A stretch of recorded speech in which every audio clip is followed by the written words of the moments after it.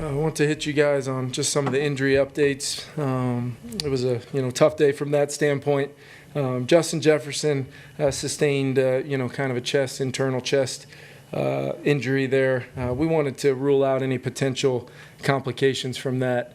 So he did go to a local hospital and get evaluated, and he has since returned, and he will travel home with us. So feel pretty encouraged about the early news on Justin. Now we'll have to see on a short week how he's able to turn over from this. But Brian O'Neill suffered an ankle sprain, left ankle sprain, did not return. Alex Madison, a right ankle sprain, did not return. And then Jalen Naylor there late looked to sustain a concussion. At least he was put in the protocol, so we'll see how he handles, kind of the travel home and then the short week like I was talking about.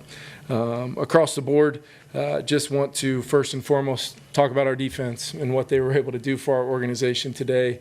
They continue to individual players thriving in their roles, but it's the collective effort of those guys over there. We're playing a lot of guys, different personnel groupings. Flo and his staff continue, to do a great job. Not worrying at all about anything else than going out there and doing their job. And what that looks like, as we tried to overcome some, health adversity on offense and then just didn't have a very good day of execution, either pitching and catching or sustaining kind of drive. So, we really leaned on them, and I thought they were huge and just gave us a chance. We talked about it. We're going to win the turnover battle today. It was kind of a non-starter for us and maybe affected the way we did things at times, but to win the turnover battle just teaches you a lesson. It's not always going to be pretty. There's going to be a lot of things that are tough to deal with and execution that we've got to clean up. And certainly we all can do better on offense, but you win the turnover battle and your defense plays the way they did, you've got a chance to win a football game in this league. So, addressing the quarterback position, just wanted to, came in today with a plan to try to do some things to, run the football and have Josh be a part of that, whether it be zone read or, some design to what we wanted to get done. And then try to incorporate some pass games things. They got after us a little bit up front. A couple adjustments we didn't make, when things were moving fast out there, gave them some easy sacks.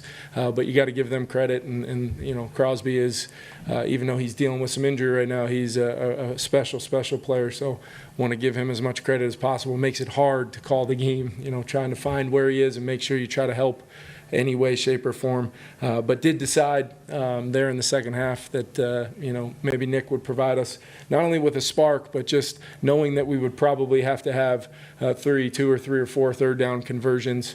Felt like, my trust in Nick with his preparation, he could be called upon. We got him some reps last week to make sure that he was ready to go.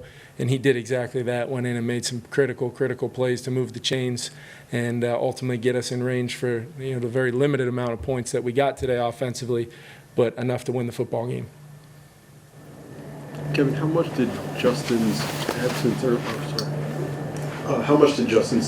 early on just affect what you wanted to do offensively? Yeah, I mean, you put together a plan, getting him back, and you're trying to feature him as much as possible. And then there's a lot of football left where guys had reps in certain spots, and now we're moving. Everybody's kind of shifting around, and you feel comfortable with their execution level. But it's going to kind of be a multi-guy move type of process based upon personnel groupings. What are we in 11, 12, 21? Are we getting big in 13? And it taxes everybody a little bit, but that's our jobs, and the players understand that we're one snap away from needing that to happen. Just thought overall, if we make a couple tough plays, a couple contested catches there in the first half for Josh, or a chance to maybe put our hands and finish a couple more catches, maybe the day's a little bit different because you get a couple of those first half explosives that we were in dire need of. But at the same time, just thought, our execution across the board just needs to be one where we can count on the 10 other guys in the huddle to do their jobs, regardless of if there's guys going down, you lose your right tackle, you're playing against a team with a premier rusher, and they immediately want to line him up over there the rest of the day. And we've got to try to overcome to at least give Josh or Nick, whoever's in the game, a chance. But I just think we're going to continue to press onward the way our defense is playing, get quality efforts in the kicking game, and find enough offensively to remain competitive and grow with whatever group of guys we're going to be out there. The expectation is that we continue to improve, and it shows up next Saturday. Kevin, you mentioned the third downs. What made you feel like Nick was going to be a better option for you converting those late, that you made the switch from Josh to him there? Yeah, just kind of where we're at in the plan, Ben, some of the things we'd called and attempted, looking at what kind of inventory-wise we had left. We kind of, created some things, based upon how they were playing today. And then understanding, sometimes the hardest part is trying to make sure, depending on what hash you're on, to try to give help in spots you may need to, especially when, there was at a point in time we lost, Dalton for a couple snaps or B.O. for the game. And then just, also not wanting to lose TJ as a weapon when you lose Jets when we did. So it takes all 11, and as coaches, we found a way to make a couple plays to move the ball down into the scoring range. Would have loved to get 7, but at that point when we finally did, it was kind of right in that mold of, clock and potential risk of turnover, knowing that we've got a chance to take the lead in a 0-0 game. Kevin, just how much goes into a decision to make a quarterback change mid-game? I'm sure it's not something you take lightly. So. No, and I think I credit Josh for his preparation. I credit him for coming out and giving our offense, some chances in the first half. There's probably plenty of guys in there thinking back on a few plays that would tell you that they can make that play when given the opportunity. And then just as the game went on, just a couple plays here and there that probably Josh would love to have back. Felt like, they were going to make it tough for him to try to really get up and out and attack. He got us an early first down there with his legs, and then it kind of dried up from there. It's difficult. I always want to, communicate and be honest, and I just said at this point in time, I want to give Nick a chance to get in there. Nick's got a great feel for our offense, and when I was able to call it for him and kind of communicate with him a little bit, he went out there and executed. So we'll take a look at it. Don't want to, get into declaring anything for next week right now.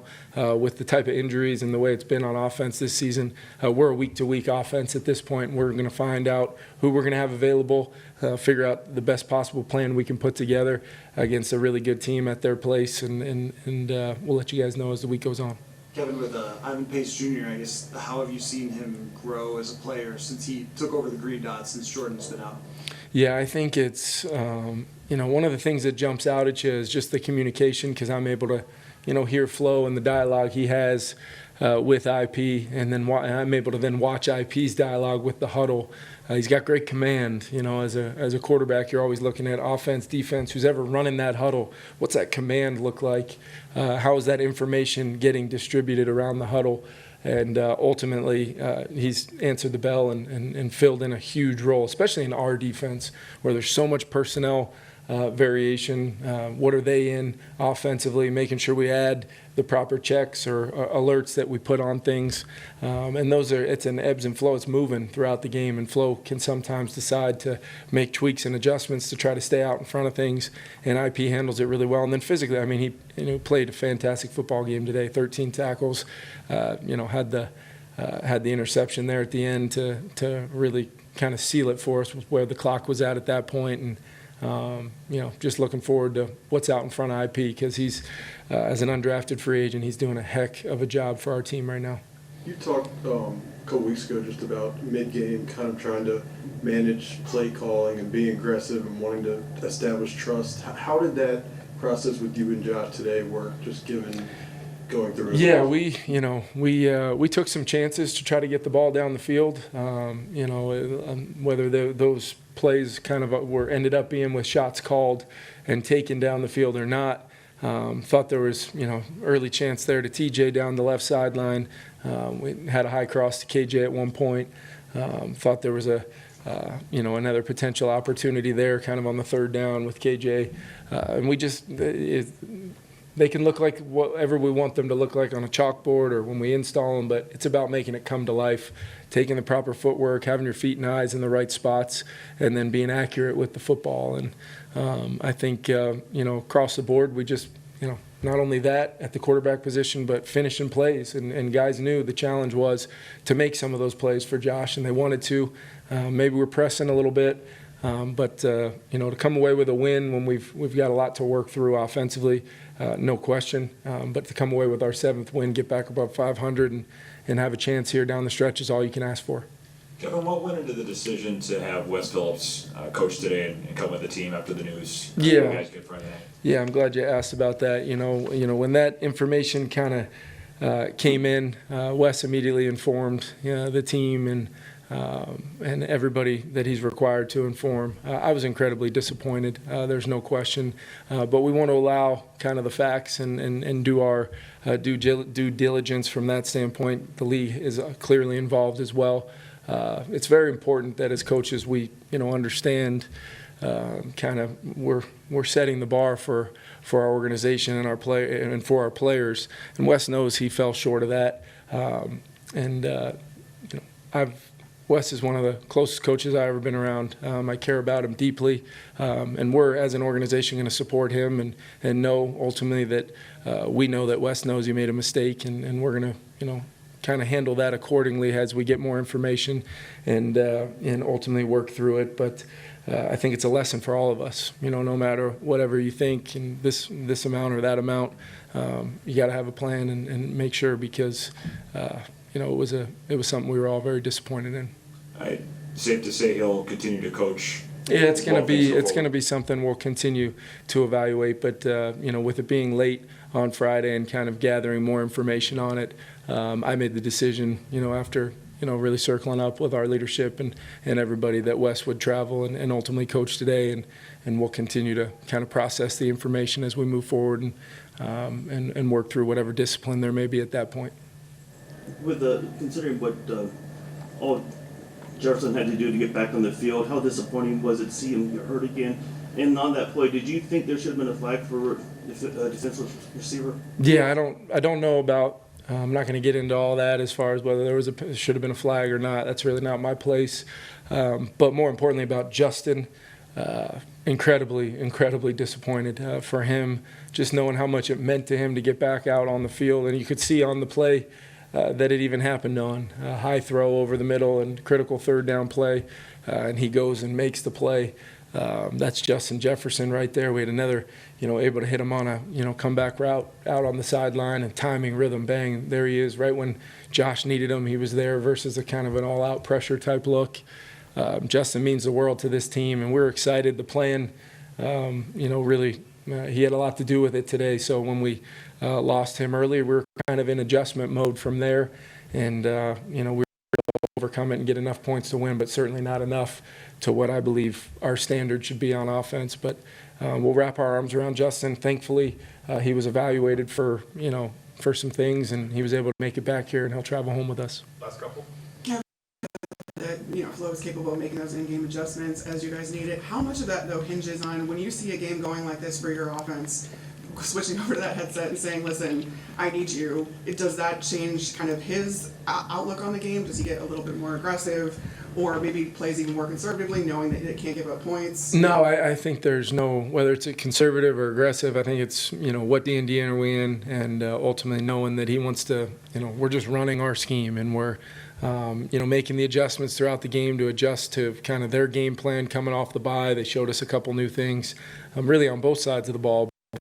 In the end, my trust in Flo, really our dialogue is more so, hey, here's my mentality with where we're at in the sequence of this game. Here's what I'm thinking on, maybe even why I make some decisions that I do offensively, knowing where they're at from a standpoint of how they're getting stops. And then can we try to flip the field position that was tough for us for a chunk there? Can we try to use some earned first downs if we're not going to continue to progress and go score, limit the ability to possibly turn the football over in a game like that, and then see if we can win the field position statistic as the game kind of wore on there.